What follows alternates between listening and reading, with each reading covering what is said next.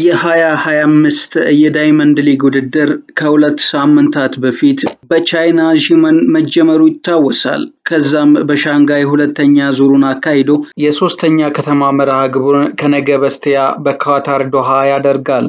በርካታ የአትሌቲክ ሜዳሊያ ባለቤቶች ስለሚካፈሉበት በጉጉት ይጠበቃል። በኳታሩ ፍልሚያ ኢትዮጵያውያን ከሚካፈሉባቸው ርቀቶች መካከል የሴቶች 3000 ሜትር መሰናክል ይጠበቃል። ሲምቦ አለማየሁ ከተሳታፊዎች ቀዳሚዋ ፈጣን ሰዓት ያላት አትሌት የግል ምርጥ ሰዓቷ የሆነው 9 ደቂቃ ከ71 ማይክሮ ሰከንድ ከተሳታፊዎች ዝርዝር ውስጥ አንደኛ ላይ አስቀምጧታል። አትሌቷ በ2022 የኮሎምቢያ ካሊ እንዲሁም በ2024 የፔሩ ሊማ የዓለም ከ20 ዓመት በታች አትሌቲክስ ውድድር ላይ በርቀቱ የብርና ወርቅ ሜዳሊያ መውሰዷ ይታወሳል።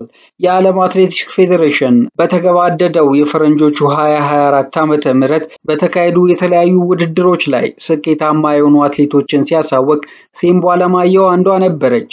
በወቅቱ ሁለት ኢትዮጵያውያን አትሌቶች በተለያዩ ዘርፎች የዓመቱ ምርጥ አትሌት ሽልማትን ማሸነፋቸው ተነግሮ እንደነበር ይታወሳል። በዚህም መሰረት የፓሪስ ኦሎምፒክ የማራቶን ድል ባለቤቱ አትሌት ታምራት ቶላ በፈረንጆቹ 2024 ከስታዲየም ውጪ የዓመቱ ምርጥ የጎዳና ላይ ውድድር አትሌት ሽልማትን አሸንፏል። አትሌት ታምራት ቶላ በዓመቱ ውስጥ የኦሎምፒክ ሪከርድ በማሻሻል የኦሎምፒክ ወርቅ ሜዳሊያ ማሸነፉ ይታወሳል። አትሌት ታምራት ቶላ በ33ኛው የፓሪስ ኦሎምፒክ 2 ሰዓት ከ06 ደቂቃ ከ26 ሰከንድ በሆነ ሰዓት የኦሎምፒክ ክብረ ወሰንን አሻሽሎ በማሸነፍ በውድድሩ ለኢትዮጵያ ብቸኛዋን የወርቅ ሜዳሊያ ማስገኘቱ ይታወሳል። ኢትዮጵያዊቷ አትሌት ሲምቦ አለማየሁ ደግሞ የዓለም አትሌቲክስ የዓመቱ የወደፊት ተስፋ የተጣለባት አትሌት በመባል መሸለሟን የዓለም አትሌቲክስ ያስታወቀው በዚህን ጊዜ ነበር። እንደሚታወቀው አትሌቷ በቡዳፔስት በተካሄደው የዓለም ሻምፒዮናና በፓሪስ ኦሎምፒክ በ3000 ሜትር መሰናክል ሀገሯን ወክላ ውጤት ማስመዝገቧ ይታወሳል። በ20ኛው የዓለም አትሌቲክስ ከ20 ዓመት በታች ሻምፒዮና ላይ አትሌት ሲምቦ አለማየሁ በሴቶች 3000 ሜትር መሰናክል ለኢትዮጵያ ሁለተኛውን የወርቅ ሜዳሊያ ማስገኘቷ ይታወሳል። አትሌት ሲምቦ 9 ደቂቃ ከ12 ሴኮንድ ከ71 ማይክሮ ሴኮንድ በሻምፒዮናው የርቀቱን ክብረ ወሰን በመስበር ጭምር ነው ያሸነፈችው።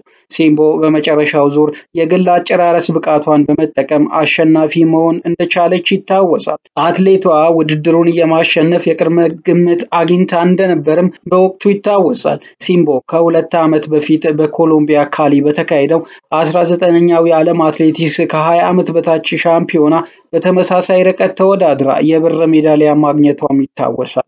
በተጨማሪም አትሌቷ በፓሪስ በተካሄደው 33ኛው የኦሎምፒክ ጨዋታዎች በ3000 ሜትር መሰናክል 5ኛ ደረጃን ይዛ ማጠናቀቋም የሚታወስ ነው። ይህ የአትሌቷ ምርጥና ድንቅ ብቃት አሁንም በዳይመንድ ሊጉ እንድትጠበቅ አድርጓታል። በዚህ ሳምንት በሚካሄዱ ውድድሮች ቻይና ላይ ትሞሸራለች ተብሎ ይጠበቃል።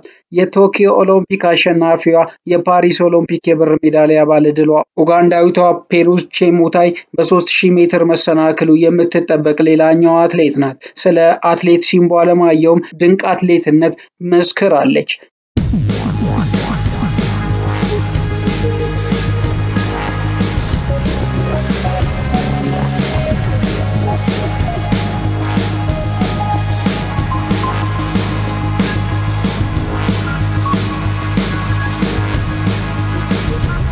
የፓሪስ ኦሎምፒክ እና የሃንጋሪ ቡዳፔስት ዓለም ሻምፒዮና አሸናፊዋ ባህሬናዊቷ ያቪ ዊንፍሬድም አሸናፊነት ግምት ያገኘች ሌላኛው አትሌት ናት። ኬንያዊቷ ፌስ ቼሮቲች፣ ካዛክስታናዊቷ ኖራህ ጄሪቶ እንዲሁም ኢትዮጵያዊቷ ሎሚ ሙለታም የውድድሩ የበላይ ለመሆን ይፋለማሉ።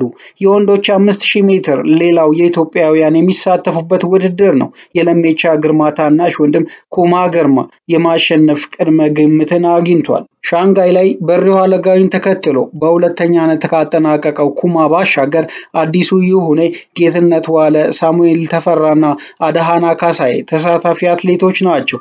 ሶስተኛ ከተማ ላይ የደረሰው የዘንድሮ ዳይመንድ ሊግ 15 ከተሞችን አቆራርጦ ስዊዘርላንድ ዙሪክ ላይ ለአሸናፊዎች እውቅና በመስጠት የሚጠናቀቅ ይሆናል። በሌላ ዘገባ ደግሞ ኢትዮ ኤሌክትሪክ በናንጂንግ የቤት ውስጥ ውድድር ውጤታማ የሆኑ አትሌቶቹን በሽልማት አንበሽብሿል። ከፍተኛው 500,000 ሽልማትም ተበርክቷል። በኢትዮጵያ ስፖርት አሻራውን በደማቁ በማሳረፍ ተለይቶ የሚታወቀው ኢትዮ ኤሌክትሪክ በናንጂንግ የቤት ውስጥ ውድድር ውጤታማ የሆኑ አትሌቶቹን በሽልማት አንበሽብሿቸዋል። ትናንት በተካሄደው መርሃ ግብር በቻይና ናንጂንግ በተካሄደው የዓለም የቤት ውስጥ ሻምፒዮና ውጤታማ ለሆኑ አትሌቶችና ተሳታፊዎች የእውቅናና የማበረታቻ ሽልማት ስነ ስርዓት መከናወኑ ታውቋል። በዚህም መሰረት በናንጂንግ የዓለም የቤት ውስጥ ሻምፒዮና በ3000 ሜትር ወርቅ ላመጣችው አትሌት ፍሬወይኒ ኃይሉ ያልተጣራ 500,000 ብር ሽልማት የተበረከተላት ሲሆን በቤት ውስጥ ሻምፒዮናው በ3000 እና በ800 ሜትር የብር ሜዳሊያ ያገኙት አትሌት በሪው አረጋዊና ንግስት ጌታቸው ለእያንዳንዳቸው ያልተጣራ ብር 400,000 ብር ሽልማት አግኝተዋል። ከኢትዮጵያ ኤሌክትሪክ አገልግሎት ዋና አስፈጻሚና ከኢትዮጵያ አትሌቲክስ ፌዴሬሽን ተቀዳሚ ምክትል ፕሬዝዳንት እጅ የተቀበሉ ሲሆን በእውቅናና ሽልማት ፕሮግራሙ ላይ ያልተገኘችውና በሻምፒዮናው የተሳተፈችው አትሌት ሀብታም አለሙ ላደረገችው ተጋድሎ ያልተጣራ የ100,000 ብር የገንዘብ ሽልማት የተበረከተላት መሆኑ ታውቋል። በቡድን መሪነት ላገለገለችው ወይዘሮ ናኒሴ ደግሞ 21 ካራት 10 ግራም የወርቅ ሽልማት እንደተበረከተላት ዘገባዎች አመላክተዋል። ኢትዮ ኤሌክትሪክ ስፖርት ክለብ አትሌቲክሱንም እግር ኳሱንም ለታይታ ሳይሆን ከልባቸው የሚወዱ የቦርድ አስፈጻሚና ዋና አስፈጻሚዎችን የያዘ በመሆኑ ክለቡ እድለኛ ነው። በርካቶች አስተያየታቸውን ይሰነዝራሉ። በዚህ በኩል በተለይ ከወራቶች በፊት የኢትዮ ኤሌክትሪክ አገልግሎት ድርጅት ዋና ስራ አስፈጻሚ የሆኑት ኢንጂነር ጌቱ ገረመውና ሌሎች የቦርድ አመራሮች በቅርበት መኖራቸው ስፖርቱንም አትሌቶችንም ይበልጥ ተጠቃሚ ያደረጋቸው ነው ሲሉ በርካቶች ሐሳባቸውን ይሰነዝራሉ። ከዚህ በፊት የአሰልጣኞችንና የአትሌቶችን ወርሃዊ ደሞዝ ከ25,000 ወደ 42,000 ማሳደጋቸው የሚታወስ ሲሆን ዋና ስራ አስፈጻሚው ኢንጂነር ጌቱ ገረመው የተለያዩ ሰዎችን በማስተባበር በዓለም አቀፍ መድረክ ሪከርድ ለሰበሩ አትሌቶች ለለሜቻ ግርማ፣ ጉዳፍ ጸጋይ፣ ለትዕግስት አሰፋ፣ ለታምራት ቶላ ለእያንዳንዳቸው የ500,000 ብር በድምሩ የ2 ሚሊዮን ብር ሽልማት በግላቸው ያበረከቱ ሲሆን በ21 ኪሎ ሜትር የጎዳና ሩጫ ሪከርድ የሰበረው ዮሚፍ ቀጀልቻ ውጤቱ ሲጸድቅ በተመሳሳይ የ5,000 ብር ሽልማት ለማበርከት ቃል መግባታቸው ይታወሳል። በዚህም በርካቶች ኢትዮ ኤሌክትሪክ እየሰራ በስፖርቱ ዘርፍ እያከናወናቸው የሚገኘውን ተግባራት እያደነቁ ይገኛሉ። ለኢትዮጵያ ስፖርትም ትልቅ አበርክቶ እንደሆነ ሐሳብ አስተያየታቸውን እየሰጡ ይገኛሉ። እንግዲህ ውድ የቻናላችን ተከታታዮች ከቻናላችን ጋር ስለምትሆኑ እናመሰግናለን። ቻናላችን ለሌሎች እንዲደርስ ላይክ፣ ሼር፣ ሰብስክራይብ አድርጉ። በሌላው መረጃ ዳግም እስከምንገናኝ ሰላም።